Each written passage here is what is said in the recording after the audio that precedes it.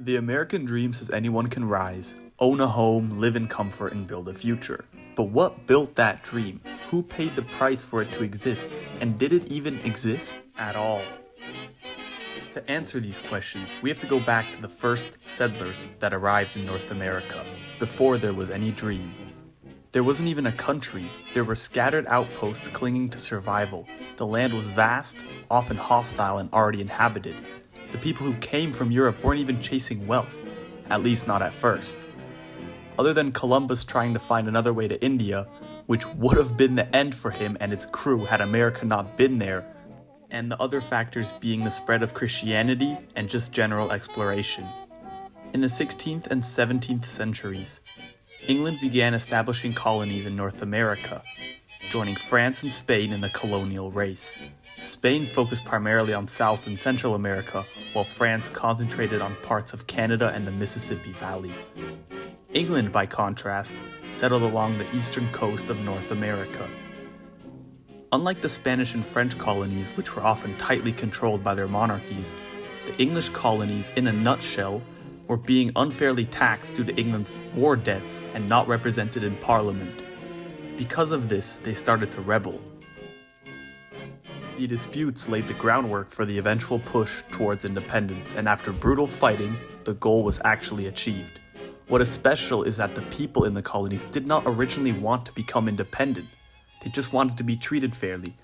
But the British, who were definitely not known for doing so, did not make an exception with their American colony. So the people had to make the best decision for themselves. The independence and what it stood for, using ideas from the Age of Enlightenment and the advancements that came with them, shocked the rest of the world, because the ideas were academically admired but not implemented in any way and absolutely not planned by any means for colonial Europe. It is like asking the king to kindly pack his bags and give his keys for the palace up. The most famous part reads as follows: "We hold these truths to be self-evident, that all men are created equal, that they are endowed by their Creator with certain unalienable rights, that among these are life, liberty, and the pursuit of happiness."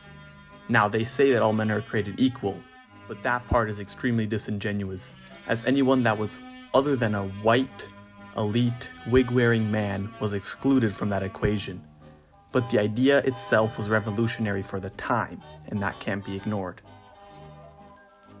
Now, as to why people moved there after the independence, I found that they were, for the most part, fleeing from rather than going to, whether that be religious persecution, famine, war, or rigid hierarchies. In England, France, Ireland, and the German states, most people never owned land. If you were born into poverty, you most likely died in it. But America promised more. In America, colonists needed workers. At first, they used indentured servants, many poor Europeans who sold years of labor in exchange for passage and land. But by the late 1600s, like the other colonial powers were doing, enslaved Africans were being brought over in growing numbers. It was disgusting and brutal, but extremely profitable. Slavery became central. In the South, it built an economy. Rice, indigo, sugar, and of course cotton were harvested in large quantities. Cotton was by far their biggest export. They sold it surprisingly primarily to Britain and France, which is whom they imported textiles and machinery from. This was the beginning of American wealth. By the 1800s, cotton was the most profitable crop in the country, and it was picked almost entirely by enslaved people. The South's cotton fed the mills in Britain and the factories in the northern US. It filled the cargo holds of merchant ships and lined the pockets of bankers. New York financiers underwrote slave-based economies, and shipping companies in Boston profited from trade routes built on human misery. But making money off of human misery is something that the US never really changed. Slavery helped fund infrastructure, cities, and institutions that still exist today. Slave labor has been around for a long time and is still around to this day. But in a land of freedom, it was and still is especially sad. What is horrible is that slavery is going on to this day, but we don't even know about it really. It doesn't get reported, but yet again, that's a topic for another video. As a matter of fact, most European colonial powers, especially France and Britain, built their wealth on slave labor, just as ancient empires like Egypt, Rome, and Greece did with forced labor. Slavery was a brutal foundation for global power and one of the darkest constants in human history. It is immoral wealth concentration, and in America, the Georgetown University sold enslaved people to pay its debts. Northern insurance companies offered policies on slave lives. Even as abolitionist sentiment grew in some regions, the money flowing from the system tied everyone in. Thankfully, slavery in the US, officially at least, ended with the Civil War and emancipation in 1865. But the freed Black Americans were left landless and excluded. Then, the new labor force arrived in America: immigrants. Between 1850 and 1920, over 30 million immigrants entered the United States. They came from Ireland, Italy, Germany, Poland, Russia, China, and more. These immigrants laid railroad tracks across the country, dug canals, shoveled coal, built factories, and worked dangerous jobs in steel plants and meatpacking lines. Most lived in overcrowded cities, wages were low, hours long, and the conditions were brutal. Child labor was common as well. There were no safety nets, no health care, no pensions. The American dream wasn't their reality at all, but it was their reason. Many did so that their kids could at least have a better life. And as my grandpa said, it must have been pretty bad at home for them to do that. These people came hoping for a better life. There was no American dream. But over time, many secured land, bought homes, and built lives that stood in stark contrast with what their own parents and grandparents had known. Many did it for what could be passed on, and they were building a better future for their people, and they were told that it was also for the world. In the West, America kept expanding. Done with its war with Mexico, the Louisiana Purchase, and the violent removal of Native Americans, the US had the land it needed to grow. The government gave away millions of acres under the Homestead Act, while settlers pushed westwards, helped by the railroads. Railroads built, in large part by Chinese immigrant laborers, many of whom died along the way. The country industrialized rapidly. By the late 1800s, it was no longer a scattered agricultural society. It was a rising economic superpower. Cities like Chicago, Pittsburgh, and Detroit became centers of steel, meat, and machines. Still, a sort of American dream persisted. It showed up in newspapers, school books, and political speeches. Anyone could make it if they worked hard. That message rang loudest to the poor and newly arrived. It was propaganda at its finest. The country was full of contradictions. It promised freedom, but withheld it from millions. It spoke of equality, but practiced segregation, redlining, and violence. Still, people kept coming because in their home countries, it must have been worse. In 1931, during the depths of the Great Depression, writer James Truslow Adams coined the official phrase, the American Dream, in his book, The Epic of America. He defined it as a better, richer, and fuller life for everyone.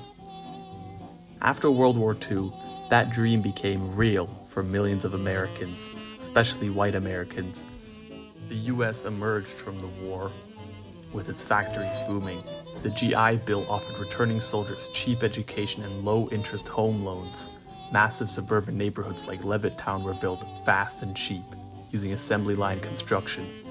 A family with a modest job could afford a house, a car, and probably college for their kids. Wages were high compared to the cost of living, and unions were strong. The middle class grew. This was probably the peak of the American dream. It looked like stability, mortgages, pensions, schools, and shopping malls. The message was that people could buy houses, cars, and make it if they only worked hard enough. But it was also exclusive. The same federal programs that built suburbia systematically excluded Black Americans. Redlining and racial covenants made sure many Black veterans couldn't use their GI Bill benefits to buy a home. In the 1950s and 60s, domestic violence, alcoholism, and mental illness were not uncommon, but rarely acknowledged.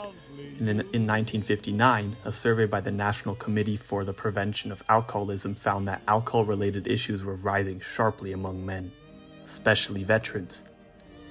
Women in suburban homes were prescribed tranquilizers at record rates. The The term mother's little helper became shorthand for drugs like Valium, widely used to suppress anxiety, depression, and dissatisfaction with domestic life. Even the woman at home would cope by drinking. Of course, the men had problems too. Why else would they act like that? And while the American dream might have existed, it was hard to keep and not as perfect as people think it is. Mental dissatisfaction and abuse were hidden behind closed doors. Divorce was stigmatized and women had limited legal or financial power to leave abusive relationships. There were few support systems and little public conversations about these issues. Yet when people look back at that time, they often only remember the good: affordable homes, steady jobs, community, and while this is mostly true, they forget the anxiety, the inequality, and the hardship during these times. In psychology, this is called rosy retrospection, a bias where people recall the past as better than it actually was because the pain has faded and the comforting parts remain. I'm not stating that anyone that has nostalgia about it must have been there during that time and is forgetting the hardship. I think the nostalgia can be passed down. It's part of why the American dream feels so powerful in memory, even if it was never fully real. The image of progress, ownership, and stability has outlived the truth. Now, when we compare this time with what we have now, I completely understand the dream aspect. Life in America is very different, and a lot of people would instantly trade to live in the 60s in a heartbeat. Life is a lot more difficult in America today, and although it might have been better, it fails to ignore the problems that existed during that time. Yes, America was growing. Yes, many people owned homes, cars, and appliances, but the dream sold a version of life that didn't fully match reality all the way. The pictures and statistics show almost perfect homes, but they don't account for what was happening inside the walls of those perfect homes. In the end, life may well have been better in certain respects back then, but it wasn't without its hardships. Comfort often comes hand in hand with struggle.